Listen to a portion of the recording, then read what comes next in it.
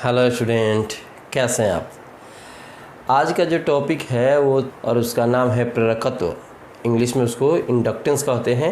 तो चलिए इस टॉपिक को बेहतर तरीके से पढ़ते हैं। चलिए शुरू करते हैं।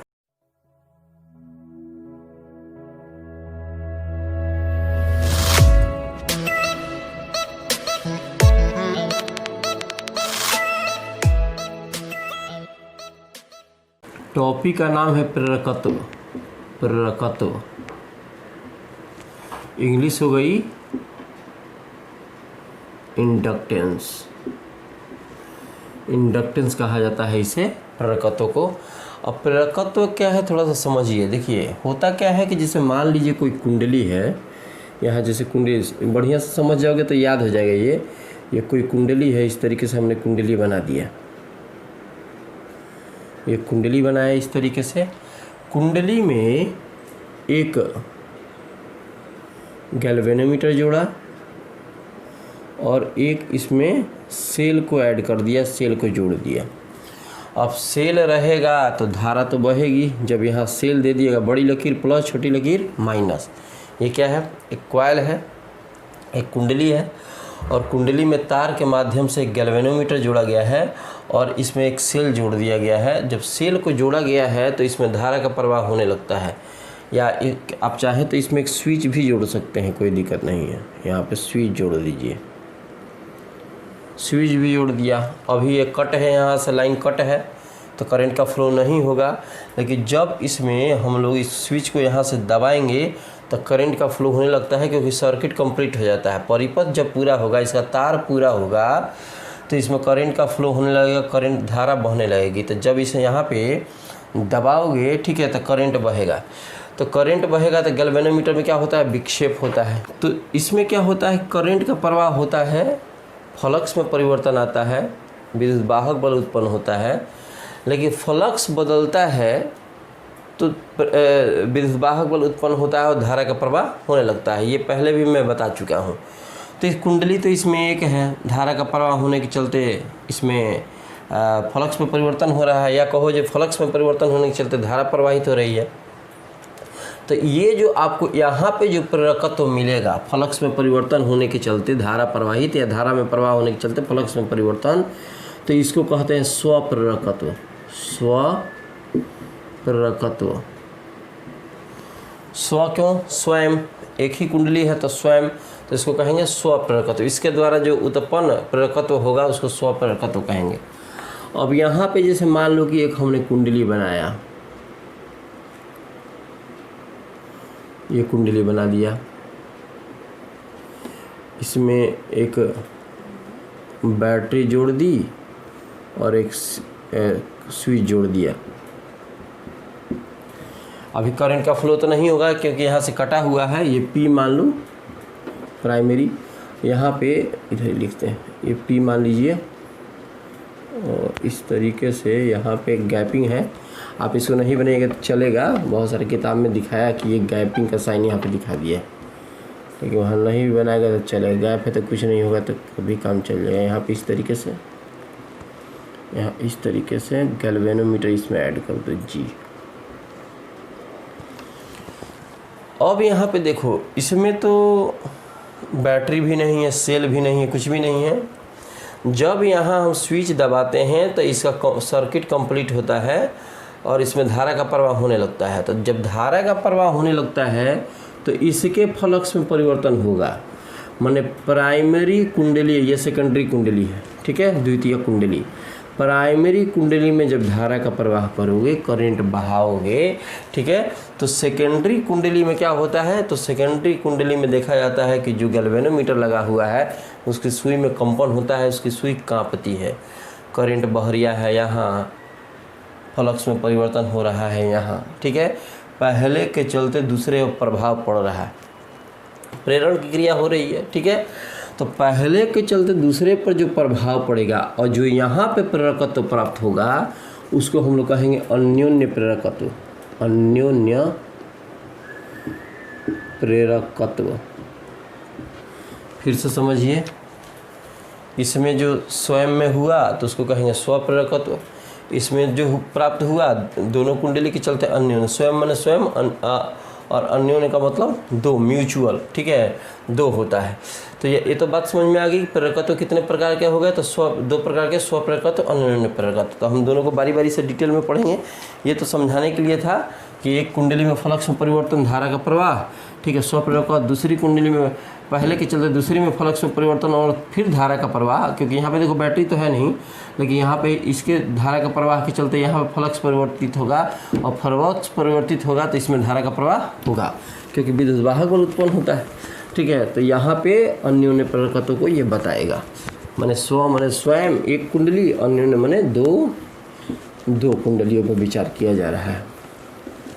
तो हुआ क्या, हुआ यही कि फ्लक्स में परिवर्तन होगा, फ्लक्स में तो धारा का प्रवाह होगा, जैसे जैसे फ्लक्स में परिवर्तन होता जाएगा वैसे वैसे धारा का प्रवाह होता जाएगा।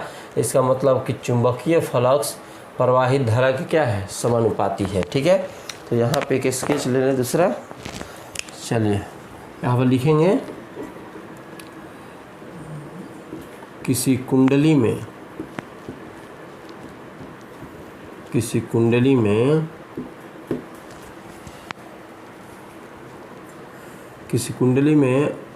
फ्लक्स,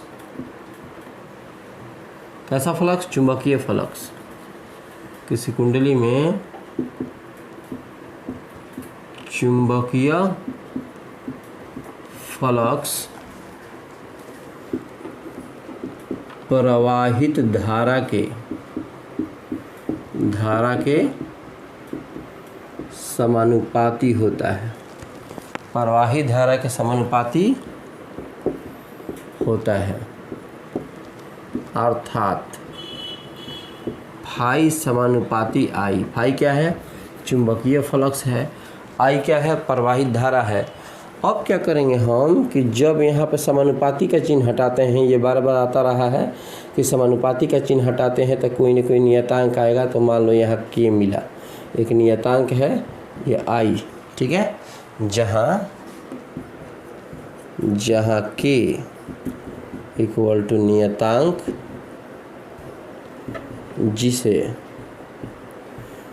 के को नियतांक कहेंगे, जिसे प्रेरकत्व कहते हैं।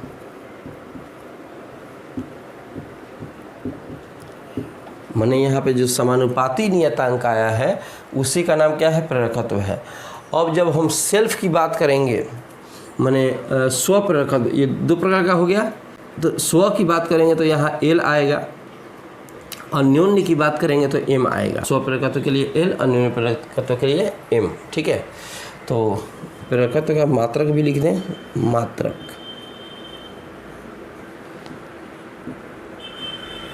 प्रेरकत्व का मात्रक हेनरी, प्रेरकत्व का मात्रक हेनरी है, ठीक है, जिसे H से सूचित किया जाता है। मैंने इसको H से सूचित किया जाता है। छाप लीजिए जल्दी से, स्क्रीनशॉट ले लो, मिटाना है, स्क्रीनशॉट लो, मिटाएं। चलिए ठीक है, मिटाते हैं इसको। देखिए जो प्रेरकत्व होता है वो कुंडली के फेरों पर भी निर्भर करता है। जैसे यहाँ पे है, अच्छा रुको उसको भी थोड़ा सा बता दूँ। यहाँ पे जगह है, अभी याद आ गया तो बता देता हूँ। देखो अगर फेरों की संख्या बढ़ाई जाएगी तो उसका परिवर्तन होता रहता है। फेरों के ऊपर भी डिपेंड करता है कि कितना फ्लक्स में परिवर्तन होगा। तो इसका चाहे तो इसके बाद थोड़ा सा और आगे भी बढ़ा सकते हैं आप। एक तो पहला नंबर हो गया और दूसरा नंबर में लिख सकते हैं यह एक अदिश राशि है, यह एक अदिश राशि है, यह एक अदिश राशि है। माने आप इसको अदिश राशि कह सकते हैं। ये तो बात समझ में आ गई। अब एक थर्ड नंबर में लिख सकते हैं इस तरीके से, यदि कुंडली में फेरों की संख्या n हो तो कुंडली में फेरों की संख्या अगर n मान ली जाए तो क्या हो जाएगा, तो यहाँ पर लिख सकते हैं n फाई इक्वल टू के आई। इस तरीके से भी लिखा जा सकता है। n जो है कुंडली में फेरों की संख्या है, तो इसको आप स्क्रीनशॉट लेकर लिख लीजिएगा, मैं मिटा रहा हूँ, ठीक है। अब पढ़ते हैं प्रेरकत्व के प्रकार। प्रेरकत्व के प्रकार, kinds of inductance. Kinds of inductance कितना बताया मैंने कि इसके प्रकार क्या होते हैं, दो होते हैं, ठीक है। प्रेरकत्व के प्रकार कितने होते हैं, दो। तो पहला हो गया इसमें स्वप्रेरकत्व, हालांकि एनसीईआरटी में अन्योन्य दिया है पहले, चलो मैं पहले वही लिख देता हूँ एनसीईआरटी के अनुसार, अन्योन्य, हालांकि स्व भी लिख सकते हैं, कोई दिक्कत नहीं है। अन्योन्य प्रेरकत्व, प्रेरकत्व ये दो कुंडलियों के चलते होगा, और दूसरा हो जाएगा इसमें स्वप्रेरकत्व। स्वप्रेरकत्व, स्वप्रेरकत्व इसमें सेल्फ इंडक्टेंस होगा।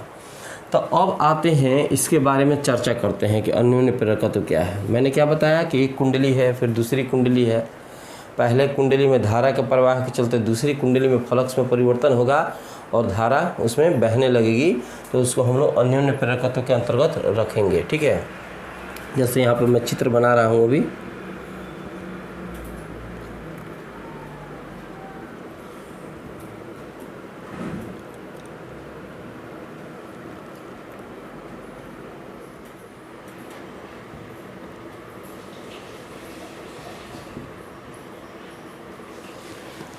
अब यहाँ थोड़ा सा ध्यान देंगे, यहाँ एक स्विच है, यहाँ पॉजिटिव नेगेटिव।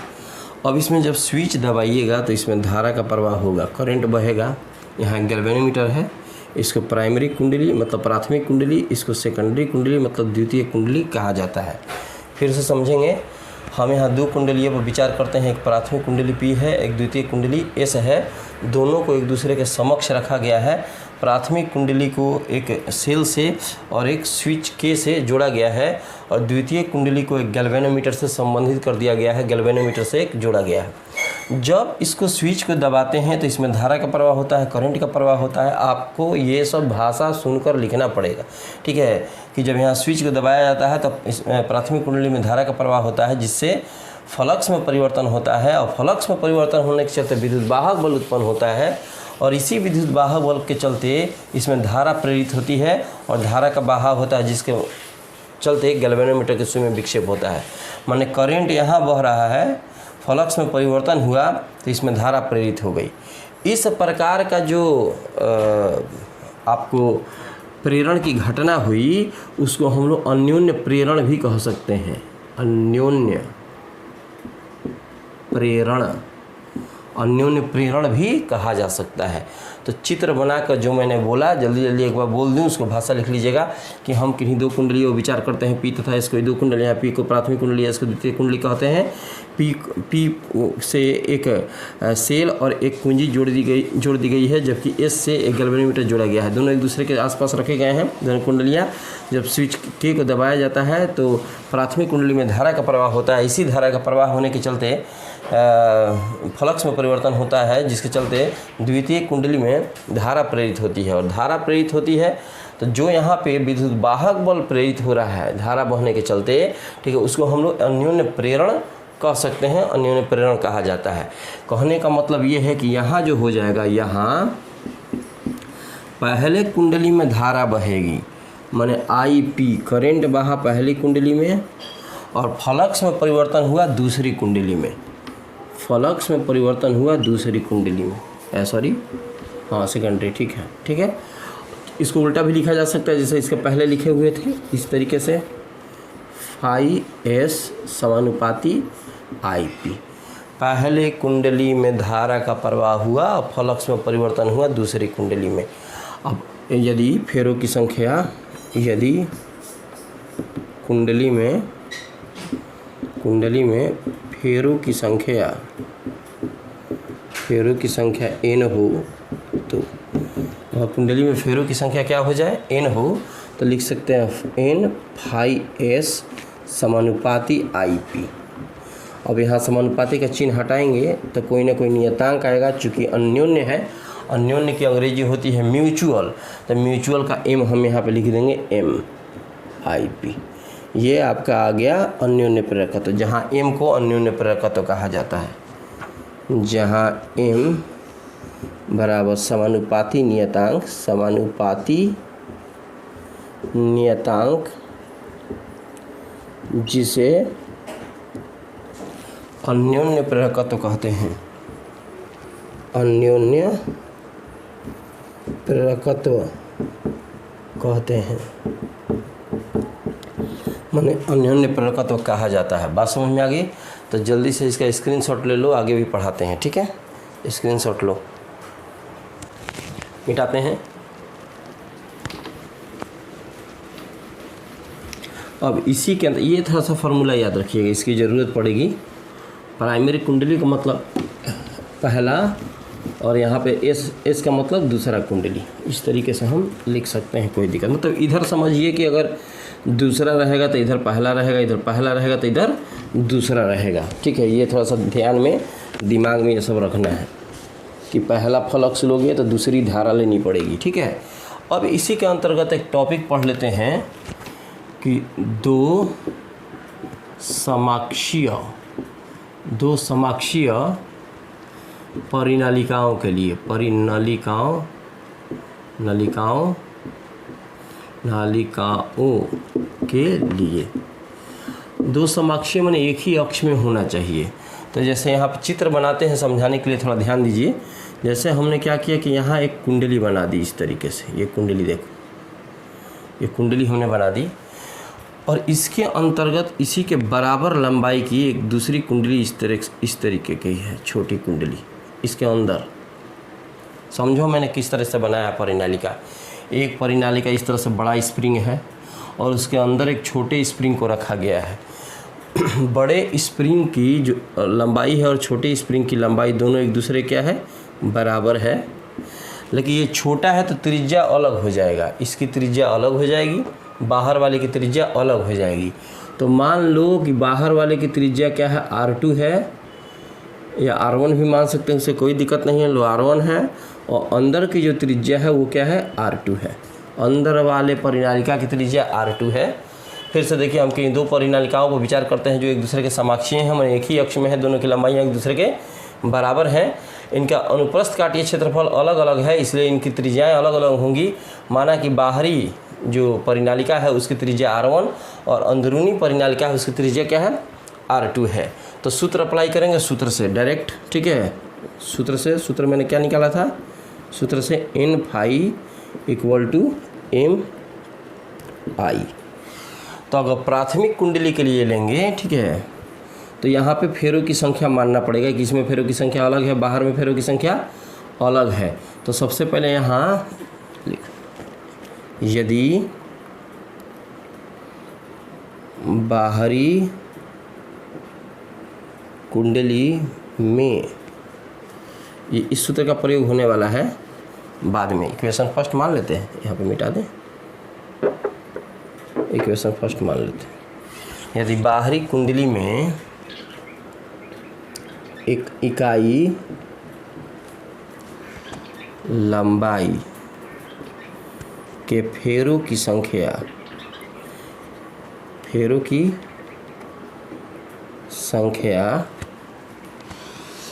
N1 तथा आंतरिक एकांक लंबाई में फेरों की संख्या N2 हो, तो फेरों की संख्या क्या हो, N2 हो, तो N1 तो कुल फेरे।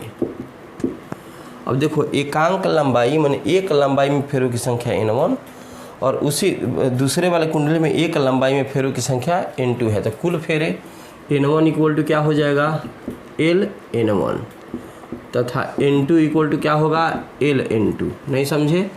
एक लंबाई में फेरों की संख्या N1 है, एक लंबाई, तो 5 लंबाई तो 5N, 7 लंबाई तो 7n, एक लंबाई में अगर फेरों की संख्या 5 तो 5 लंबाई में कितनी तो 25, 10 लंबाई में कितनी तो 50, माने एक लंबाई से गुना कर देंगे। तो फिर यहाँ पे हो जाएगा फेरों की एक लंबाई में फेरों की संख्या n1, तो टोटल लंबाई कितनी है l माने हैं, तो l से इसके लंबाई में गुना कर देंगे तो टोटल मान मिला n1 l n1 और दूसरे के लिए हो गया n2 l n2। ठीक है, अब इसमें सूत्र अप्लाई करेंगे, इसलिए के लिए कुंडली के लिए प्राथमिक कुंडली के लिए क्या हो जाएगा मेरे भाई, तो प्राथमिक कुंडली के लिए हो जाएगा, इस फार्मूला का उपयोग करेंगे। यहाँ देखो n1 φ1 1 हो गया, तो मैंने क्या बताया था कि इधर अगर 1 लोगे तो इधर 2 लेना पड़ेगा, इधर 2 लेगा तो इधर 1 लेना पड़ेगा। ठीक है, तो ये पहली कुंडली दूसरी कुंडली में अंतर बता चुका था कि पहली कुंडली के चलते दूसरे पर प्रभाव। यहाँ हो गया M12 कुछ है नहीं, ये बता रहा है कि पहले के चलते दूसरे पर प्रेरकत्व है। ठीक है, तो यहाँ हो जाएगा I2। फिर से समझ लीजिए, यहाँ हो गया N1 फिर φ1 फिर हो गया M12, ये पहले के चलते दूसरे पर प्रेरकत्व, और ये हो गया I2। इधर जब 1 लोगे तो इधर 2 लेगा तो उधर 1 लेगा। ठीक है, इस तरीके से ले सकते हैं। अब यहाँ पे हम इतना भी यहाँ पे छोड़ सकते हैं और आगे या इसका मान यहाँ पे रखा जा सकता है। इसको इक्वेशन फर्स्ट मान लेते हैं। ठीक है, अब यहाँ सूत्र से पुनः सूत्र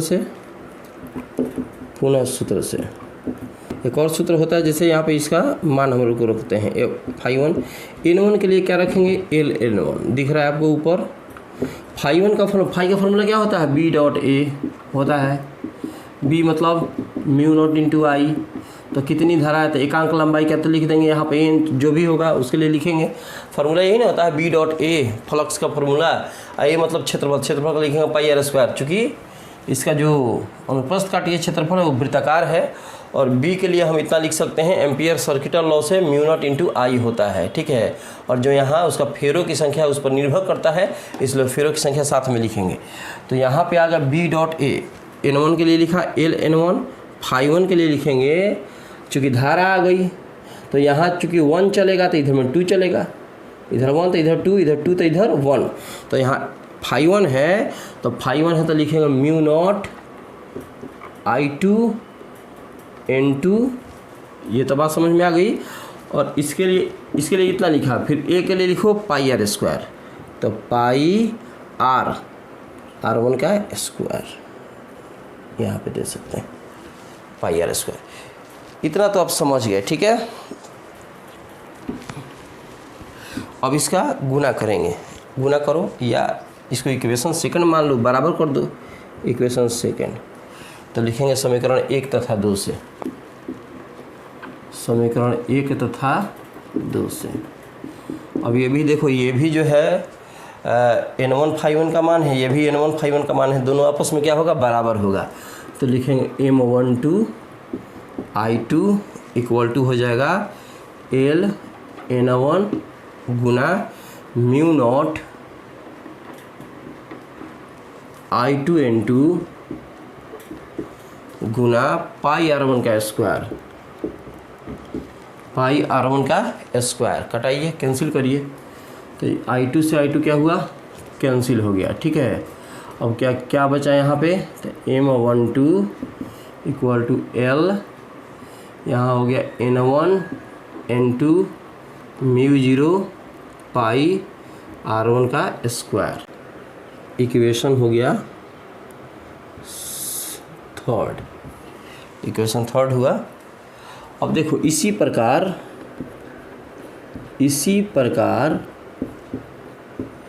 प्राथमिक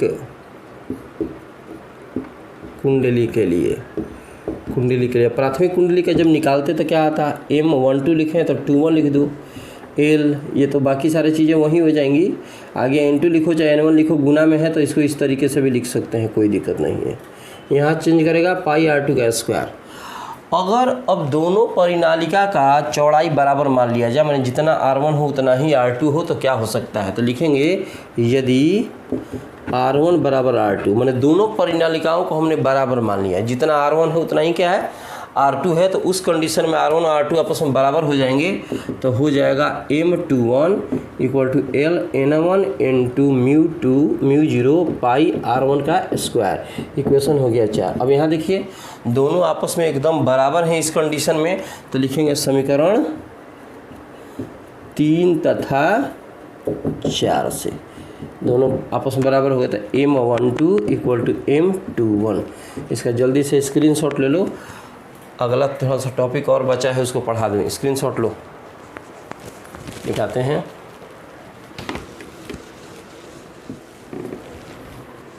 थोड़ा सा ध्यान दिया जाए, पढ़ेंगे हम लोग स्वप्रेरकत्व के बारे में। स्वप्रेरकत्व और स्वप्रेरकत्व का सेल्फ इंडक्टेंस, इंग्लिश हो गई सेल्फ इंडक्टेंस। स्वप्रेरकत्व के बारे में समझते हैं। स्व मतलब स्वयं हो गया, इसके बारे में अभी शुरुआती दौर में मैंने अभी बताया है तुरंत कि जैसे एक कुंडली पर हम विचार किए, एक कुंडली हो गई, कोई कुंडली में एक जोड़ दो, सेल जोड़ दो, एक स्विच जोड़ दीजिए,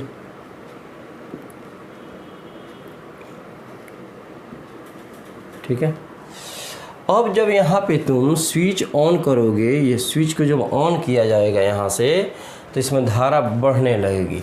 जब धारा बढ़ेगी तो फ्लक्स में परिवर्तन होगा, इसलिए विद्युत वाहक बल उत्पन्न होगा। जब स्विच को दबाया तो धारा का प्रवाह हुआ, और धारा का प्रवाह हुआ तो फ्लक्स में परिवर्तन हुआ, इसलिए इस कुंडली में विद्युत वाहक बल स्थापित हो गया। जब आप कुंडली पर से उंगली हटाते हैं, लाइन कट होती है, तो धारा का प्रवाह घटने लगता है, पुनः फ्लक्स में परिवर्तन होता है, और इसमें स्वतः विद्युत वाहक बल अपने आप उत्पन्न होता है, ठीक है। मैंने दो कंडीशन है, एक तो स्विच ऑन करोगे तो धारा का प्रवाह धारा बढ़ेगा, शून्य से धारा आगे की तरफ बढ़ेगा तो फ्लक्स बदलेगा तो विद्युत वाहक बल स्थापित होगा। जब यहाँ लाइन कट करेगा तो धारा घटने लगेगा मैंने शून्य तक आएगा, तब उस कंडीशन में फ्लक्स में परिवर्तन होगा और फिर स्वतः विद्युत वाहक बल उत्पन्न होता है। तो ये स्वयं है, तो इस तरीके से लिख सकते हैं। अतः लिखेंगे चुंबकीय फ्लक्स में परिवर्तन धारा के समानुपाती है, चाहे समानुपाती होता है। अतः फाई समानुपाती आई स्वयं है। इसमें तो 1 2 भी मान नहीं सकते हैं, पहला दूसरा रहता तो 1 2 करके मानते। यदि फेरों की संख्या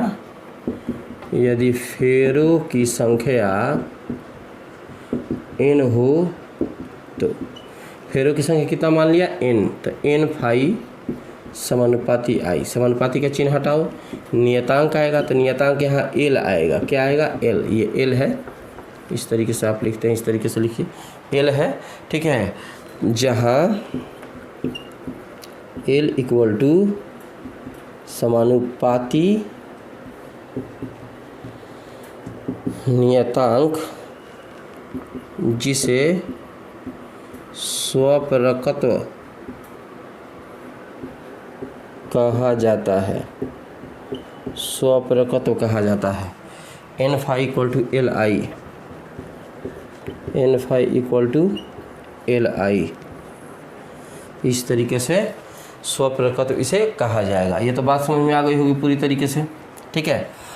अब इसमें आप इसका रूप अलग भी बदल सकते हैं, जैसे हम लोगों ने इसके पहले वाले लेक्चर में, मैंने इसके पहले वाला जो अन्योन्य प्रेरकत्व का टॉपिक था उसमें मैंने बताया था। तो क्या हो सकता है, यहाँ लिख सकते हैं n फाई के लिए लिख सकते हैं b डॉट a, तो n के लिए लिखेंगे nl, जहाँ n क्या है, एकांक लंबाई में फेरों की संख्या, n एकांक लंबाई, इसके लंबाई से गुना कर दिया गया। अगर परिनालिका की बात करें तो ठीक है, तो अगर परिनालिका की बात करें उसमें फेरों की संख्या n हो, लिख दूँ क्या परिनालिका के लिए जिसकी लंबाई l तथा एकांक लंबाई में फेरों की संख्या n हो तो क्या हो जाएगा, उसी तरीके से यहाँ जैसे फॉर्मूला आया है उसी के अनुसार हम निकालेंगे तो हो जाएगा n फाई इक्वल टू हो जाएगा n के लिए हो जाएगा nl और फाई के लिए b डॉट a, तो b के लिए लिख सकते हैं म्यू नॉट n i, ठीक है, और a के लिए लिख सकते हैं पाई r स्क्वायर। अब इसका ये मत पूछना कैसे आ गया, जस्ट अभी तुरंत बताया है अन्योन्य प्रकत्व में, उसको बढ़िया से देख लो तो ये बात समझ में आ जाएगी। यहाँ देखो एन फाई का मान एल आई, एन फाई का मान इतना, दोनों आपस में बराबर हो जाएंगे, इसलिए हो जाएगा L I equal to n L गुना म्यू नॉट एन आई गुना पाई आर स्क्वायर। आप यहाँ आई से आई क्या कर सकते हैं, काट सकते हैं, तो एल इक्वल टू क्या बचा, एन से एन में तो गुना हो जाएगा, तो हो जाएगा mu not n square L pi r square. ये अन्योन्य पर ये सेल्फ इंडक्टेंस का वैल्यू निकल गया। तो जल्दी से स्क्रीनशॉट ले, स्क्रीनशॉट लो, मिटाते हैं।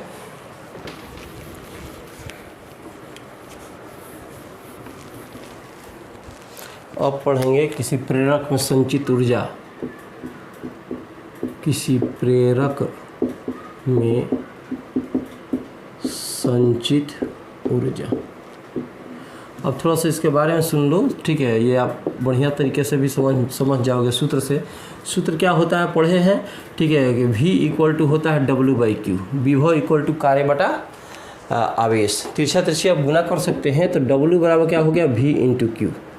V मतलब वोल्ट। यहाँ अब जब प्रेरकत्व की बात हो रही है तो यहाँ पे यदि अल्प कार्य हो तो क्या लिख सकते हैं, तो प्रेरकत्व के लिए जब प्रेरकत्व की बात हो रही हो तो अल्प माने डी लग जाएगा। अब प्रेरकत्व की बात हो रही तो विद्युत वाहक बल लेंगे, विभव का मात्रक वोल्ट, विद्युत वाहक बल का मात्रक वोल्ट, तो दोनों लगभग एक दूसरे के बराबर हैं। यहाँ अल्प कार्य की बात हो रही है तो यहाँ डी लगाया, तो जब डी लगाया तो आवेश भी छोटा हो जाएगा, डी क्यू, ठीक है। अब फैराडे के नियम यहाँ पर लग जाएगा, E equal to d phi बटा डी टी, तो लिखेंगे डी फाई बटा डी टी। ये हो गया किसका, तो ओम का फैराडे का लॉ है, बता चुके थे, E इक्वल टू होता है डी फाई बटा डी टी। अब यहाँ फाई के लिए हम क्या लिख सकते हैं, अन्योन्य प्रेरकत्व का जो स्वप्रेरकत्व का फॉर्मूला आया था, तो क्या आया था, L I, phi equal to L I. अभी बताया, यहाँ पे बता दूँ थोड़ा, फाई समानुपाती आई, समानुपाती का चिन्ह हटेगा, कोई ना कोई नियतांक आएगा, तो नियतांक एल आ गया, तो हो जाएगा phi equal to L into I.